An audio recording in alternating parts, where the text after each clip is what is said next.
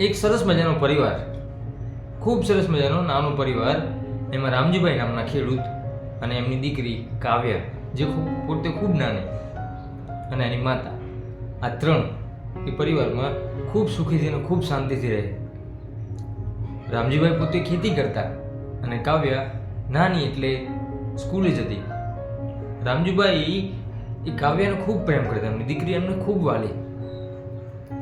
ધીમે ધીમે ધીમે વર્ષો વીત્યા અને કાવ્યા નાનપણથી મોટી થઈ અને એને લગ્ન કરવાનું ટાણું આવ્યું. હવે દુનિયાનો કોઈ પણ બાપ હોય, જ્યારે એની દીકરીની વિદાય આવે ત્યારે એનું હૃદય એમ કહેવાય કે ભાવુક થઈ જાય. દીકરીને સાસરે વળાવી પોતે ખૂબ રડ્યા, અને દીકરીને સાસરે વળાવતી વખતે એના પિતા રામજીભાઈ કાવ્યને એટલું કહ્યું કે બેટા, તને ત્યારે ગમે ત્યારે તકલીફ પડે, તારા જીવનમાં કોઈ પણ તકલીફ આવે, તું ચોક્કસ વિના સંકોચે મને કહી શકે છે. કોઈ જ સંકોચ રાખ્યા વગર, કોઈ મૂંઝવણ વગર તું મને કહી શકે છે.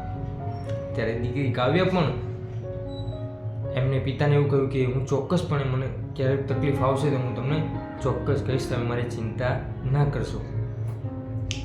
ધીમે ધીમે ધીમે સમય વીત્યો અને કાવ્યાના સાસરાવાળા, એ પણ ખૂબ આર્થિક પરિસ્થિતિ સારી, ખૂબ સુખી સંપન્ન પરિવાર એના સાસરાવાળા, અને ખૂબ જ એમ કહેવાય કે ધનિક, અને કાવ્યાને સારું રાખતા, અને કાવ્યા પણ એમની સાથે ત્યાં હળી મળીને રહેતી. એમાં થોડા વર્ષો સાસરે વિતાવ્યા બાદ અચાનક કાવ્યાના પરિવારમાં આર્થિક તંગી આવી. પોતાના જે કંઈ કામો હતા, પોતાની કંપનીના જે કંઈ કામો હતા તે એકદમ ઠપ થવા લાગ્યા, અને પોતે મંદી છવાઈ ગઈ.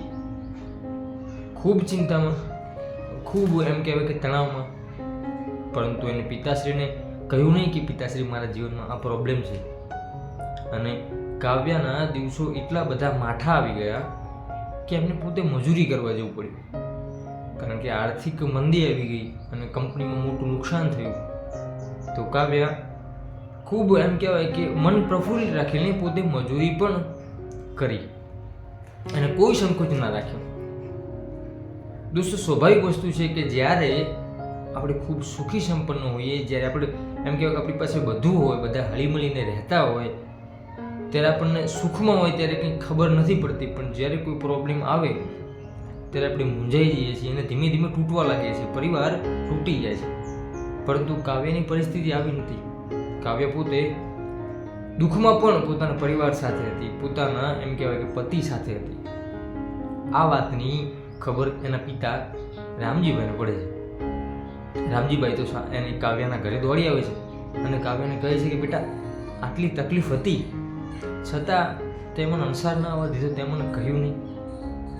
ત્યારે કાવ્યાએ જે જવાબ આપ્યો એ આપણા દરેક પરિવારને, દરેક દીકરીઓને ચોક્કસથી સાંભળવા જેવો છે.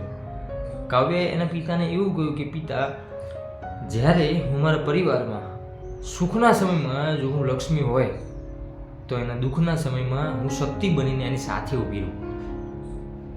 તકલીફો દરેકના જીવનમાં આવે જ છે. જો હું એમની સાથે સુખમાં હોય તો મારે એમની સાથે દુઃખમાં રહેવું જ જોઈએ. એટલા માટે મેં તમને આ વાતની જાણ ન કરી. એના પિતાશ્રીએ કાવ્યાને એવું કહ્યું કે બેટા, તે મને ખાલી જાણ કરી હોત તો હું મારું જમીન વેચીને પણ તને આ પરિસ્થિતિમાંથી હું બહાર લાવું. પણ દીકરી ખૂબ હોશિયાર. દીકરીએ એવું કહ્યું કે આજે તમે મને એ પરિસ્થિતિમાંથી બહાર લાવો તો દુઃખ શું છે એની મને ખબર ના પડે. મેં સુખ જ જોયું છે, દુઃખ શું છે એની મને ખબર નથી. એટલે જેમ સુખ ભોગવીએ તો દુઃખ ભોગવવાની પણ તૈયારી રાખવી પડે, અને એટલા માટે થઈને મેં તમને વાત નથી કરી. કાવ્યાના પિતા ખૂબ રડ્યા, ખૂબ એમ કહેવાય કે ગળગળા થઈ ગયા, અને એને કહ્યું કે બેટા, તું મારી દીકરીની પણ દીવો છે, જે મારા બંને ઘરોને ઉજાગર કરે છે, સાસરામાં અને પિયરમાં. દોસ્તો, આવી દીકરી, આવો પરિવાર, આવું કુટુંબ જો આપણી સાથે હોય, આપણે હળીમળીને રહેતા હોય, તો જીવન જીવવાની મજા આપણને પણ ચોક્કસથી આવે છે.